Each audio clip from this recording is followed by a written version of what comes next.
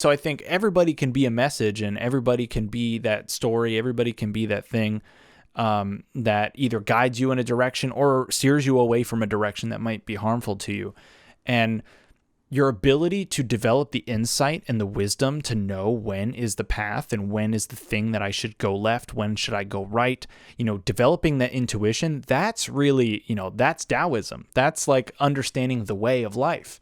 That is, honing your instincts to be so in the moment that you make decisions, and you're making the decisions based on this honed craft of intuition, where your instincts naturally guide you towards the truest form of yourself, the truest form of what you are destined to be.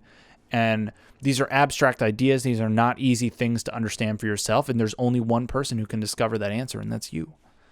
Only you can figure this out, But if you didn't even know to look for that, or you didn't even know that that was a strategy that you could implement, well, then now you know, right? Now, this is me as the universe telling you that this is an option for you. I'm not telling you how to find it. I don't know how you find it. I'm not telling you anything. I don't know anything. I only know what I know for me, right?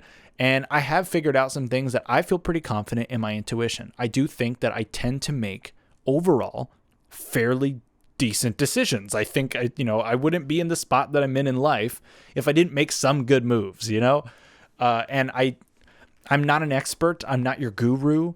I'm not somebody who you can hang on every word for. I don't want you to worship me. I'm a regular person like everybody else. I got feelings and emotions, and I have tough times and I have good times, and I'm just a person, right? But there are some insights that I might find that might be useful to you. And I'm going to tell you in the context of what I've learned. And hopefully you will draw your own conclusions based on your own situation, your own variables, your own life, and you will find a way to internalize some things that I say. And that's the goal. One of my main goals of this podcast, and I believe I've talked about it on podcasts, but, I couldn't tell you. I've done now this is going to be 52 episodes. So, I can't remember everything that I've said on it, but I know that I've talked about how I want to raise the collective consciousness of this planet, and not me alone. I'm just part of a wave of it. But as one of the goals of this podcast is I want people to think about some of these ideas, some of these ways of looking at the world, and I want people to find ways to raise their consciousness. I want them to wake up and, stay woke. I don't like those terms woke, and I think it's used in a derogatory way in a lot of ways. And, aside from the semantics of it, I do want people to raise their awareness. And I think that was like one of the most profound things that I learned, from psychedelics and then therefore meditation afterwards, was it really is just about bringing up your awareness. It's just about raising your awareness of what is going on around you. So much of life and so much of our time that we spend on this planet is largely unquestioned. You're told, like, okay, this is how life works. This is the United States government was founded, and and like you learn all these facts in school, and school's great. I think the way it's taught is not great. I think they could change the structure, but the purpose of school is good. And I do think the purpose of history is good. I think the purpose of learning mathematics is good. I think the purpose of learning science is good.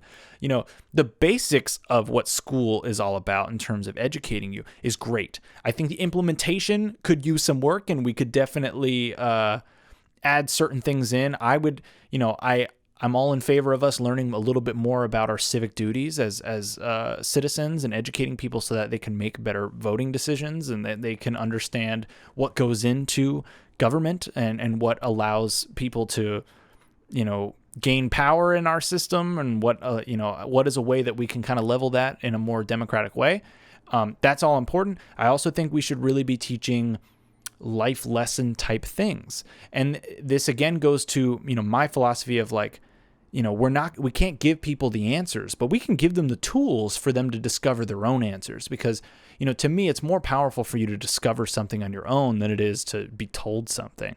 I was told a bunch of things from Alan Watts's lectures, but I discovered it on my own and what that meant to me. So, the seed was planted by Mr. Watts, But then I discovered my own answers. I figured out the things that I wanted to figure out because I started looking. I started asking questions that I didn't even know to ask before. And I think philosophy is one of those courses that actually is really important and is something that, it doesn't need to be your major, but fuck, I mean, we need people to be learning philosophy. And I'd love people to learn philosophy in high school. Because you don't know who you can inspire. I didn't really start taking like philosophy classes until college.